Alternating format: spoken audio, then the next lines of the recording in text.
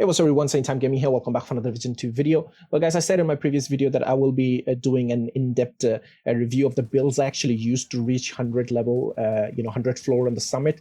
And there are actually 5 builds you can use, and I have used all of these builds in different floors if needed. You do need to use this, but don't worry, if you have any of these 5 builds, you should be fine. But I'm going to tell you which builds are actually most viable, and you can actually use one of them and keep it for the entire summit, and you should be fine. Yes, unfortunately, I couldn't complete the summit because there's a bug right now in the PTS that it won't allow you to complete because the hunters are wall hacking and stuff. If you want to know more about that, you can go check my previous video. I've already made the video about it.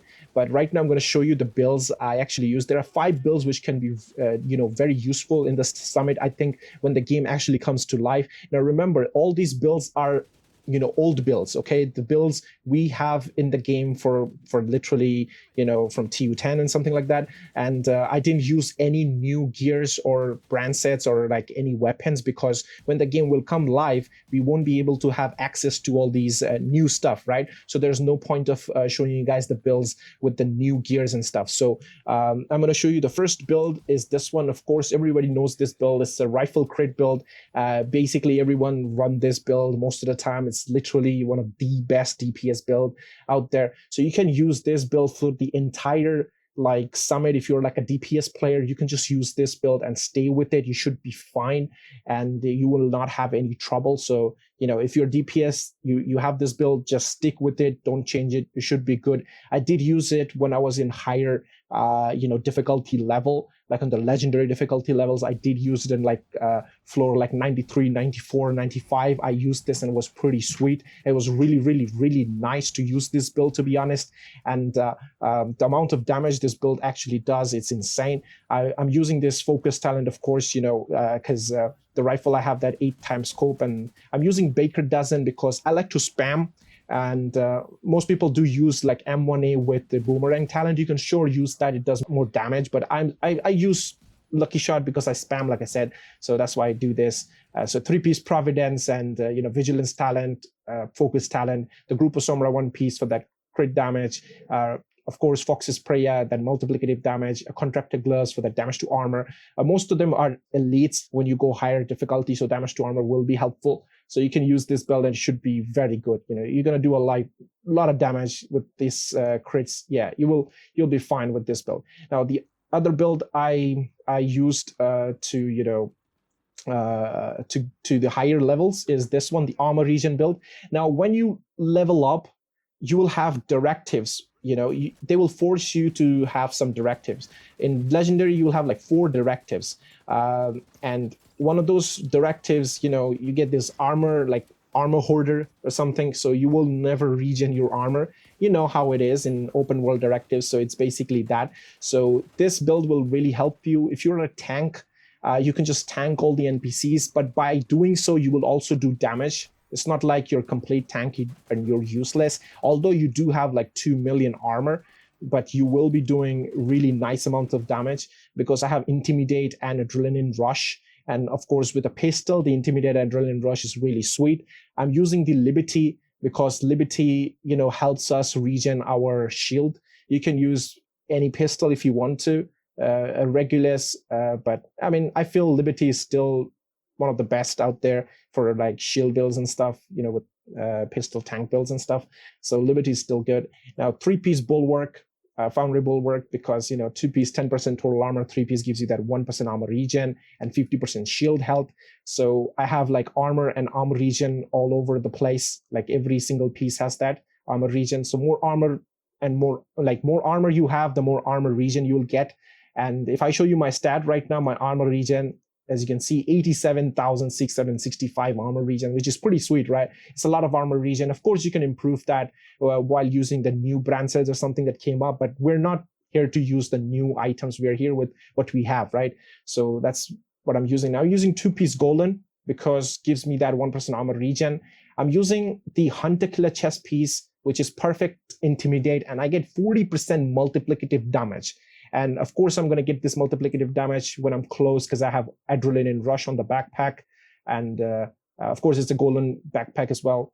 So that's the way I can do really nice damage and beat the tank, get that armor regen. Got that knee pads, Murakami, which is the named knee pads, Emperor's Guard. Gives me that 1% armor regen. It's a DZ exclusive. You can get it from DZ caches. You can get it from conflict caches, named item caches, which is from like global events and stuff. You get named item caches. You can get it. It always rolls with +1 skill Tia, so you have to change it to armor. So you've got to be careful with that. And there's another way I was actually running this build when my teammates were taking a lot of damage and most of the time they're going down. So I swapped with this Golden Gear chest piece I have, the other one. It has Vanguard on it. So, I have 2 million armor. And if I use normal Vanguard, I will be giving my 45% armor to them. And that's basically like 1 million armor, right? It's like 900 something thousand, but it's a lot of armor. So that's why I swap to Vanguard most of the time. You can use like a perfect Vanguard as well. It's 50%, so you give them 1 million armor. So yeah, it's pretty sweet every like 25 seconds. So yeah, use the Vanguard. But I was using the Intimidate to do a little more damage. And with this Liberty Pistol, I was hitting like 1.4 million on the head. So yeah, this is one of the build I use. And the shield health that you can see, 14 million, like 14.7 million shield health. And I'm using the Artificial Hive because Artificial Hive revives the shield, and you will not go down. If you use this build, the armor regen you have, especially with the Adrenaline Rush going on, you'll basically not going to go down. So yeah, this is a very sweet armor regen build. And yeah, I use this most of the times. You're probably seeing the clip. So yeah. Now the other one you can use is this DPS build, the Negotiated Dilemma. Now Negotiated Dilemma build is one of my favorite, okay? You guys know I made a Negotiated Dilemma build like 2 times. I've upgraded this. Again, I upgraded my Negotiated Dilemma build with this Focus talent. I was using the Obliterate talent before, like this Group of Sombra chest piece. But I'm right now using the Focus talent because I have the Black Market AKM and I'm using the 8x scope. And with the Focus, this weapon actually hits like 1 million crit on body. And that is insane. So with the Negotiated Dilemma, you can hit multiple targets and clear those ads pretty quickly. And you just mark them and you just target and you just like literally clear them pretty fast. So that's why this is one of the best like builds to clear ads. It's just really good. A bunch of horde of ads, you just like mark them and just target and just clear them. So this is like one of the best, one of my favorite builds. So I most of the time always use this. So yeah, I'm running Sheshka because I wanted to have more crits, because right now my crits is 52, and one of my teammates was running Coyote Mask, so I don't worry about the crits because I always get max crits and more crit damage.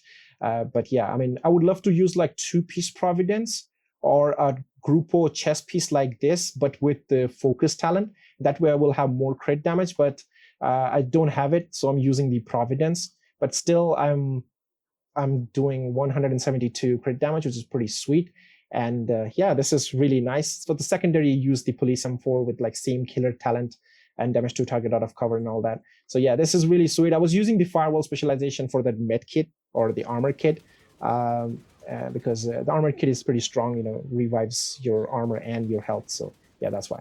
And also it gives me that 10% critical hit damage tactical grip, so I get more crit damage on that. So yeah, this is one of my favorite build. I run it as a DPS. Now 2 more builds, which is kind of useless in a higher difficulty, if I should say. It's really like hard to say this, but I'm actually more like a skill build player, as you guys know. But yeah, I use this skill build, my all-in-one skill build, which basically can use any skills, like turret, just drone or sniper turret or like artillery turret or anything.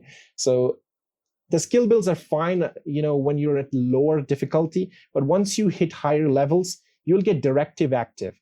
And when the Black Tusk comes in with the legendary directives, legendary missions, like rooms with 4 directives. One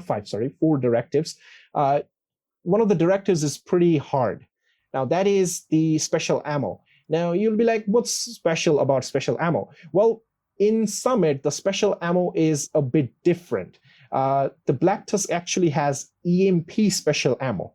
Yes, the Black Tusk, the Black Tusk NPCs will have EMP special ammo. So usually they have like shock shock ammo as a special ammo, but in the summit they have EMP special ammo. So if they hit you, you're disrupted, and if they hit your skills, then your skills are disrupted. So basically, you will not be able to use those skills, and at that point, it's going to be really hard. It's going to be really hard. I even use my technician specialization because if I sit close to my turrets and stuff while using technician, I'll be immune. But it still didn't work. They still disrupted my skills, and that was pretty bad. And yeah, I mean, there's nothing to do about that. So I kind of felt useless by using the skill build in like higher difficulty with that directive, especially the special ammo directive. So that's why this is kind of bad. And also another build which is pretty useful, and it gets a little useless at higher difficulty, is the Eclipse Protocol build. This one. This Eclipse Protocol like Firestarter, or if you use a defensive Eclipse Protocol with the Shock Trap or Riot Foam like this one I have, Creeping Death and all that.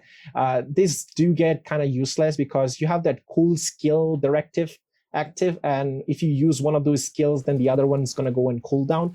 So that way it's going to be very hard to use any type of skill builds.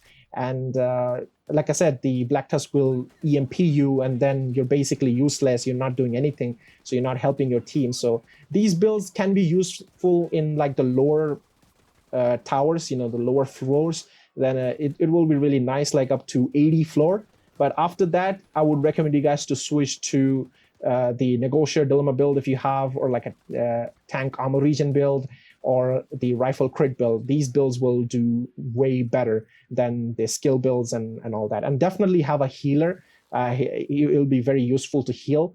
And it doesn't matter if it is like directive active, you just drop the hive and that's basically it. The hive's going to heal, so you don't have to worry about anything. And if you want to get back your cooldown, just use a BTSU, destroy your hive, and your hive will be back again. So you can do that. So healing build is pretty easy, even with all the directives active, because like I said, you just drop the hive and the hive's going to heal. So yeah, that's basically, so these are the builds I use. Let me know how you feel about this. And like I said, I used all the old builds because in the live game, we will not be able to have access to the new gears like we do now in PTS. So this build will be very useful to do it. And if you have team synergy, and if your team is good enough and you know what you're doing, then you'll definitely complete the summit without any problem. Of course, after they fix the hunter bug and all that, and a lot of different bugs. So if you want to check out what bugs are going on in the game, you can definitely watch my previous video. But this is the builds I used and I wanted to share with you guys. So have fun in the PTS. I hope you guys reach level 100 and die because everyone's dying, but it's okay. They will fix it, I'm pretty sure. And yeah, I'll see you guys in the next one. Till then, peace.